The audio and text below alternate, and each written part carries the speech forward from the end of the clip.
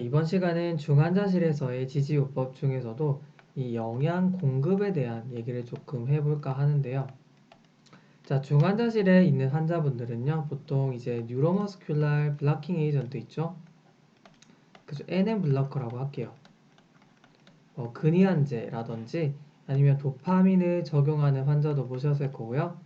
또 이제 오피오이드 같은 아편류, 그죠? 적용하시는 분도 있을 거고, 또 이 환자분 자체가 이 움직임이 거의 없죠. 그래서 이런 하이퍼모빌리티 상태이기 때문에 이런 이제 다양한 치료적으로나 상황적으로나 위장관 운동이 굉장히 저하되어 있죠.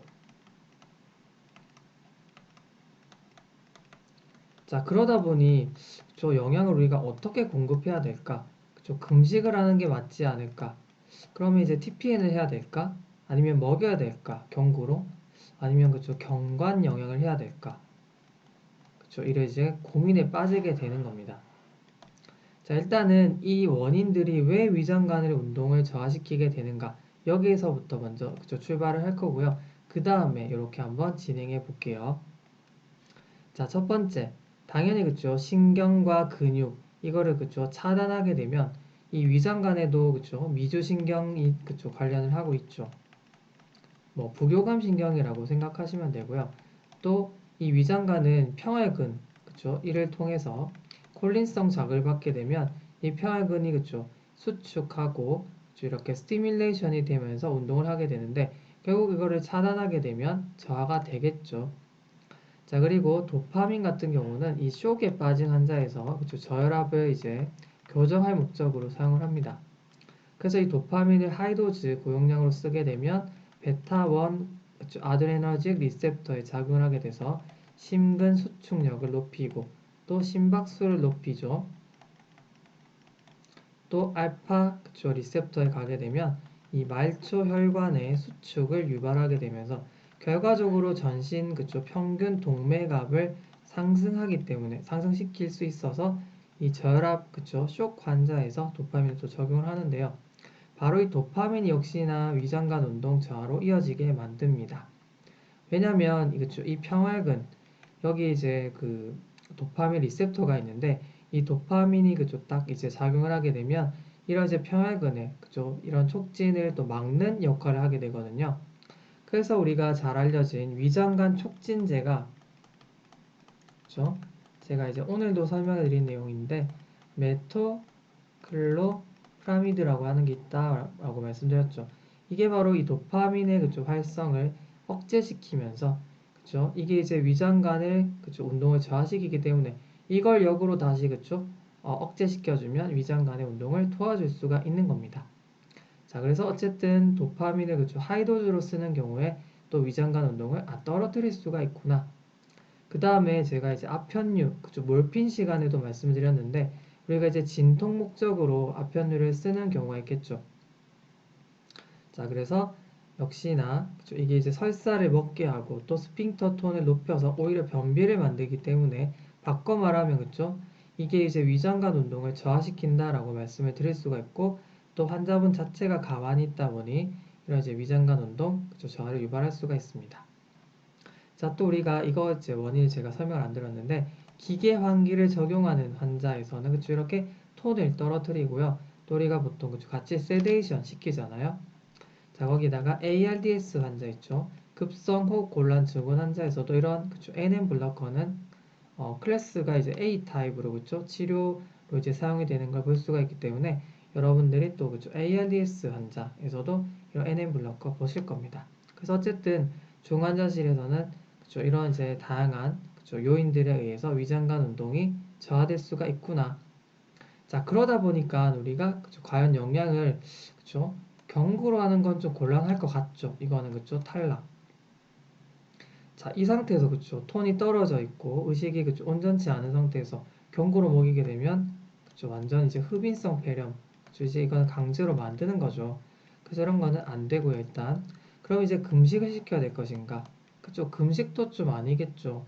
TPN 아니면 경관 영양일 것 같은데 자, 우리가 경관 영양이 당연히 TPM보다는 우선돼야 되는 거 아시죠? 엔테럴 피딩이 가능하다면 좀 다양한 이제 장점이 존재하기 때문에 경관 영양부터 시행을 해야 됩니다.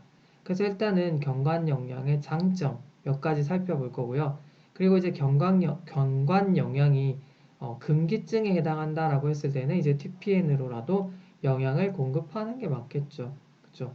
위장관 운동이 떨어져 있다라고 해서 금식을 시킨다 무조건 안 되겠죠, 당연히. 자, 그래서 일단은 경관 영양의 장점에 대해서 조금 살펴보고 지나갈게요.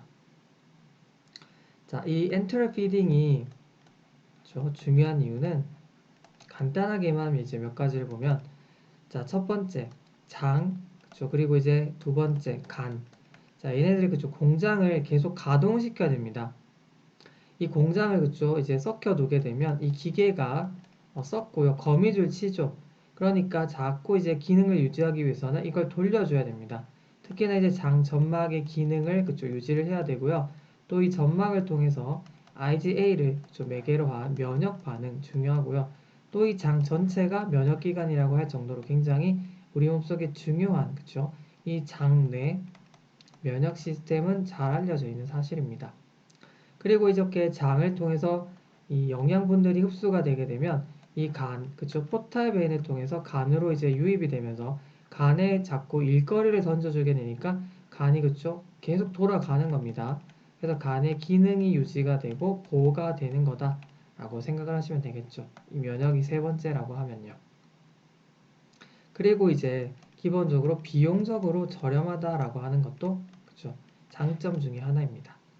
그런데 제가 말씀드렸죠. 일단 엔테럴 피딩이 우선이긴 한데 이게 금기증이 있으면 그쵸? TPN을 적용을 해야 되겠죠.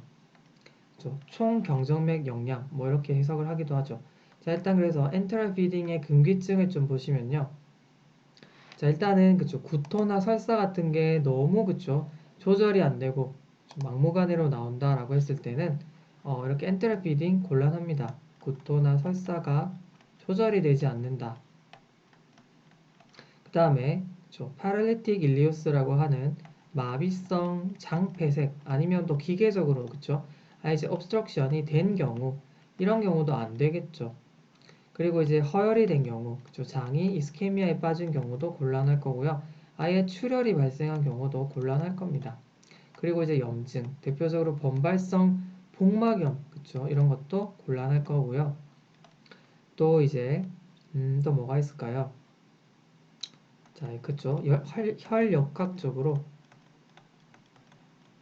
불안정한 상태, 아니면 이제 굉장히 심한 쇼크 상태에 있을 때, 이런 것도 좀 곤란하겠죠. 그쵸. 이런 것들은 좀 곤란하고, 또 굉장히 심각한 이제, 그쵸. 창자가 짧아진 증후군 있죠. 숏바울 신드롬, 보통 1m가 안 되는 경우, 그쵸. 장 길이가, 이런 경우에도 이제 적용할 수가 없다라고 생각하시면 돼요. 이런 경우는 이제 TPN을 적용을 해야 된다.